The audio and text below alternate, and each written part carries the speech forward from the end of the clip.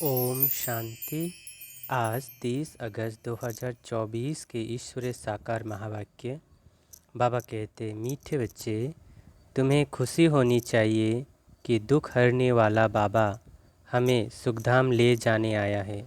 हम स्वर्ग के परिजादे बनने वाले हैं। तुम्हें खुशी होनी चाहिए कि दुख हरने वाला बाबा हमें सुखधाम ले जाने आया है। हम स्वर्ग के परिजादे बनने वाले हैं। प्रश्न: बच्चों की किस स्थिति को देखते हुए बाप को चिंता नहीं होती, क्यों? बच्चों की किस स्थिति को देखते हुए बाप को चिंता नहीं होती, क्यों? उत्तर: कोई कोई बच्चे फर्स्ट क्लास खुशबूदार फूल है, कोई में जरा भी खुशबू नहीं। कोई की अवस्था बहुत अच्छी रहती, कोई माया के तूफानों से हार खा लेते। यह सब देखते हुए भी बाप को चिंता नहीं होती, क्योंकि बाबा जानते हैं यह सतयुग की राजधानी स्थापन हो रही है।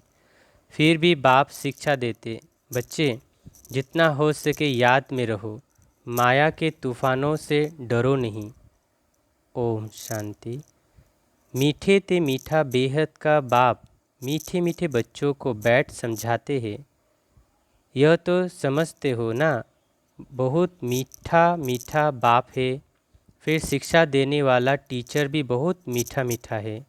यहाँ तुम जब बैठते हो तो यह याद होना चाहिए, बहुत मीठा मीठा बाबा है, उनसे स्वर्ग का वर्षा मिलना है। यहाँ तो वैशाल्य में बैठे हो, कितना मीठा बाप है, वो खुशी दिल से होनी चाहिए। बाप हमको आधा कल सुखधाम ले जाने वाला है, दुख हरने वाला है। एक तो ऐसा बाबा है, फिर बाबा टीचर भी है, टीचर भी बनते हैं, हमको सारे सृष्टि चक्र का राज समझाते हैं, जो और कोई नहीं समझा सकते।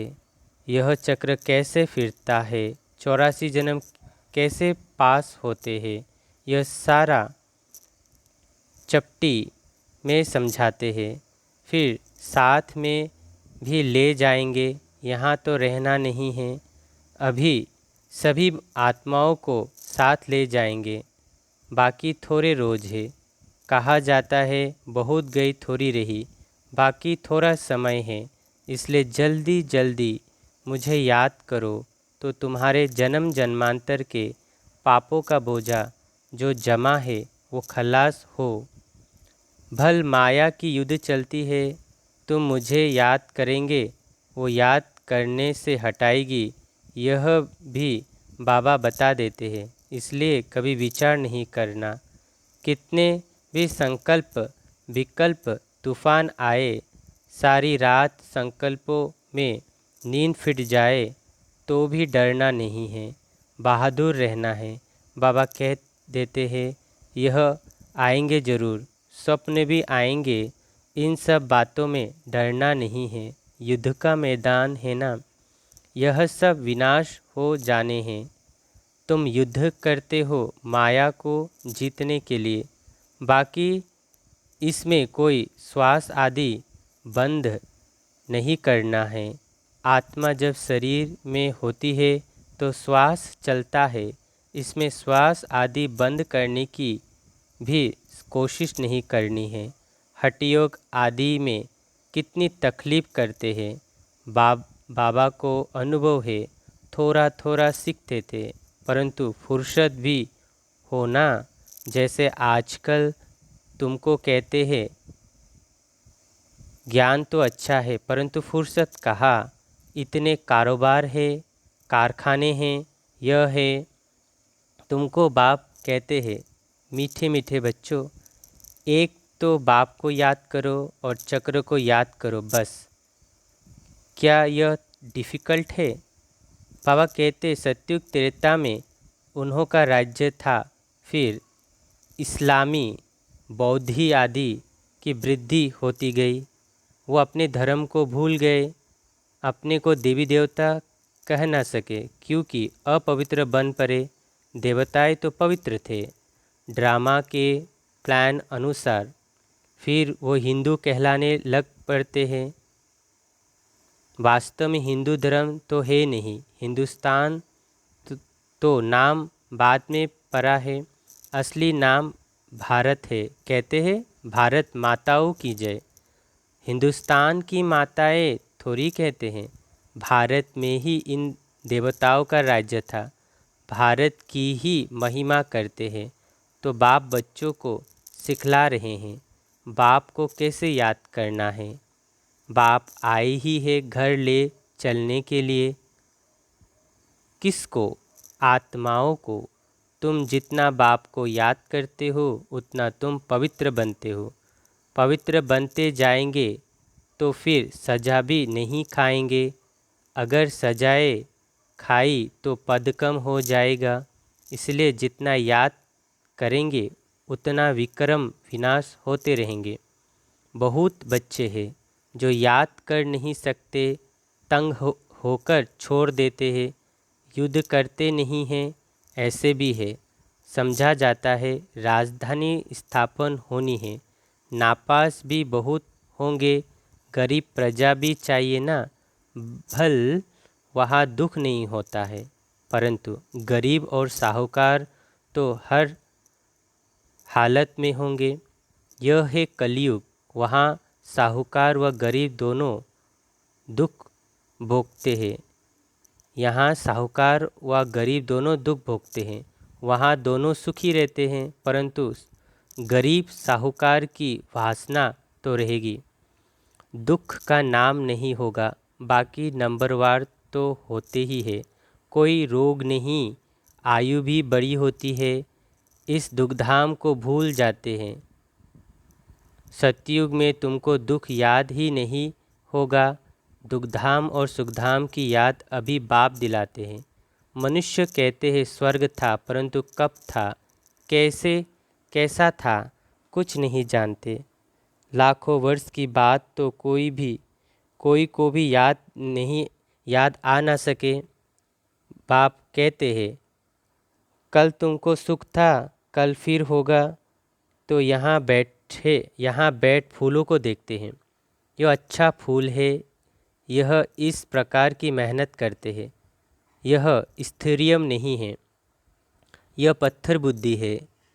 बाप को कोई बात की चिंता नहीं रहती। हाँ, समझते हैं बच्चे जल्दी पढ़कर साहूकार हो जाए, पढ़ाना भी है। बच्चे तो बने हैं, परंतु जल्दी पढ़कर होशियार हो, और वो भी कहाँ तक पढ़ते और पढ़ाते हैं। कैसे फूल है, यह बाप बैठ देखते हैं, क्योंकि यह है चैतन्य फूलों का बगीचा। फूलों को देखते भी कितनी खुशी होती है। बच्चे खुद भी समझते हैं बाबा स्वर्ग का वर्षा देते हैं। बाबा को याद करते रहेंगे तो पाप करते जाएंगे, नहीं तो सजा खाकर फिर पद पाएंगे। उसको कहा जाता है मानी और मोचरा। बाप को ऐसा याद करो जो जन्म जन्मांतर के पाप कट जाए। चक्र को जानना भी है, चक्र फिरता रहता, कब बंद नहीं होता। जू मिसाल चलता रहता है, जू सबसे आहिस्ते चलती है। यह बेहद का ड्रामा भी बहुत आहिस्ते चलता है, टिक टिक होती रहती है। 5000 वर्ष में सेकंड मिनट कितने होते हैं, वो हिसाब भी बच्चों ने निकाल कर भेजा है। लाखों वर्ष की बात होती तो कोई भी हिसाब निकाल ना सके। यहाँ बाप और बच्चे बैठे हैं। बाबा एक एक को बैठ देखते हैं। यह बाबा को कितना याद करते हैं, कितना ज्ञान उठाया है, औरों को कितना समझाते हैं। हे बहुत सहज, सिर्फ बाप का परिचय दो। बेस तो बच्चों के पास है ही। बोलो यह है शिव बाबा। काशी में जाओ तो भी शिव बाबा कह याद करते, रड़ी मारते हैं। तुम हो सालीग्राम, आत्मा बिल्कुल छोटी स्टार है, उसमें कितना पार्ट भरा हुआ है। आत्मा घिसती बढ़ती नहीं, विनाश नहीं होती। आत्मा तो अविनाशी है, उसमें ड्रामा का पार्ट भरा हुआ है। हीरा सबसे मजबूत होता है, उस जैसा सख्त पत्थर कोई होता नहीं। जोहरी लोग जानते हैं, आत्मा का विचार करो कितनी छोटी है, उसमें कितना पाठ भरा हुआ है, उसमें कितना पाठ भरा हुआ है जो कभी भी घिसता नहीं है। दूसरी आत्मा होती नहीं। इस दुनिया में ऐसा कोई आत्मा नहीं जिसको हम बाप टीचर सद्गुरु कहे। यह एक बेहद का बाप है, शिक्षक है, सबको शिक्षा देते हैं। मन मना भव। तुमको भी कहते हैं कि कोई धर्म वाले मिले उनको कहो अल्लाह को याद करते हो ना, आत्माएं सब भाई भाई है। अब बाप शिक्षा देते हैं कि मामेकम याद करो तो विक्रम विनाश होंगे। बाप ही पतित पावन है। यह किसने कहा? आत्मा ने। मनुष्य भल गाते हैं परंतु अर्थ नहीं समझते। बाप कहते हैं तुम सब सीताएं हो, मैं हूँ राम। सब भक्तों का सद्गति दाता मैं हूँ, सबकी सद्गति कर देते हैं। बाकी सब मुक्तिधाम में चले जाते हैं। सतयुग में दूसरा धर्म कोई होता नहीं, सिर्फ हम ही होते हैं, क्योंकि हम ही बाप से बरसा लेते हैं। यहाँ तो देखो कितने ढेर के ढेर मंदिर है, कितनी बड़ी दुनिया है, क्या क्या चीज़ें हैं वहाँ। यह कुछ भी नहीं होगा, सिर्फ भारत ही होगा। यह रेल आदि भी नहीं होगी, यह सब खत्म हो जाएंगे। वहाँ रेल की दरकार ही नहीं, छोटा शहर होगा। रेल तो चाहिए दूर दूर गांव में जाने के लिए। बाबा रिफ्रेश कर रहे हैं, भिन्न भिन्न पॉइंट समझाते रहते हैं बच्चों के लिए। यहाँ बैठे हो, बुद्धि में सारा ज्ञान है, जैसे परम पिता परमात्मा में सारा ज्ञान भरा हुआ है जो तुमको समझाते रहते हैं। उच्च ते उच्च शांति धाम में रहने वाला शांति का सागर बाप है। हम आत्माएं भी सब वहाँ स्वीट होम में रहने वाली है। शांति के लिए मनुष्य कितना माथा मारते हैं। साधु लोग भी कहते मन को शांति कैसे मिले, क्या क्या युक्ति रचते हैं, गाया जाता है। आत्मा तो मन बुद्धि सहित है, उनका स्वधर्म है ही शांत। मुख ही नहीं, कर्मेंद्रिय ही नहीं तो जरूर शांत ही होगी। हम आत्माओं का निवास स्थान है स्वीट होम, जहाँ बिल्कुल शांति रहती है। फिर वहाँ से पहले हम आते हैं सुखधाम में। अभी तो इस दुखधाम से ट्रांसफ़र होते सुखधाम में बाप पावन बना रहे हैं। कितनी बड़ी दुनिया है, इतने जंगल आदि कुछ भी वहाँ नहीं होंगे, इतनी पहाड़ियाँ आदि कुछ नहीं होगी। हमारी राजधानी होगी। जैसे स्वर्ग का छोटा सा मॉडल बनाते हैं वैसे छोटा सा स्वर्ग होगा। क्या होना है वंडर देखो, कितनी बड़ी सृष्टि है। यहाँ तो सब आपस में लड़ते रहते हैं, फिर इतनी सारी दुनिया ख़त्म हो जाएगी, बाकी हमारा राज्य रहेगा। इतना सब कुछ ख़त्म हो, यह सब कहाँ जाएंगे? समुद्र धरती आदि में चले जाएंगे, इनका नाम निशान ही नहीं रहेगा। समुद्र में जो चीज़ जाती है वो अंदर ही ख़त्म हो जाती है। सागर हब कर लेता है। तत्व में मिट्टी मिट्टी में मिल जाती है। फिर दुनिया ही सत्व प्रधान होगी। उस समय कहा जाता है नई सत्व प्रधान प्रकृति तुम्हारी यहाँ वहाँ नेचुरल ब्यूटी रहती है। लिपस्टिक आदि कुछ भी नहीं लगाते, तो तुम बच्चों को खुश होना चाहिए। तुम स्वर्ग के परिजादे बनते हो। बाबा कहते ज्ञान स्नान नहीं करेंगे तो तुम देवता बनेंगे नहीं, और कोई उपाय है नहीं। बाप तो है सदा खुशबूदार खूबसूरत, तुम आत्माएं सावरी बन गई हो। मासूक तो बड़ा सुंदर मुसाफिर है, जो आकर तुमको सुंदर बनाते हैं। बाप कहते हैं, मैंने इनमें प्रवेश किया है। मैं तो कभी सावरा नहीं बनता हूँ, तुम सावरे से सुंदर बनते हो। सदा सुंदर तो एक ही मुसाफिर है, यह बाबा ब्रह्मा सावरा और सुंदर बनते हैं। तुम सबको सुंदर बनाकर साथ ले जाते हैं। तुम बच्चों को सुंदर बन, फिर और सबको सुंदर बनाना है।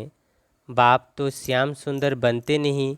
गीता में भूल कर दी है, जो बाप के बदले श्री कृष्ण का नाम डाल दिया है। इसको ही कहा जाता है एकच भूल। सारे विश्व को सुंदर बनाने वाला शिव बाबा, उनके बदले जो स्वर्ग का पहला नंबर सुंदर बनता है, उनका नाम डाल दिया है। यह कोई समझते थोड़ी है। भारत फिर सुंदर बनने का है। वो तो समझते हैं 40,000 वर्ष बाद स्वर्ग बनेगा, और तुम बताते हो सारा कल्प ही 5,000 वर्ष का है। तो बाप आत्माओं से बात करते हैं, कहते हैं, मैं आधा कल्प का मासुक हूँ।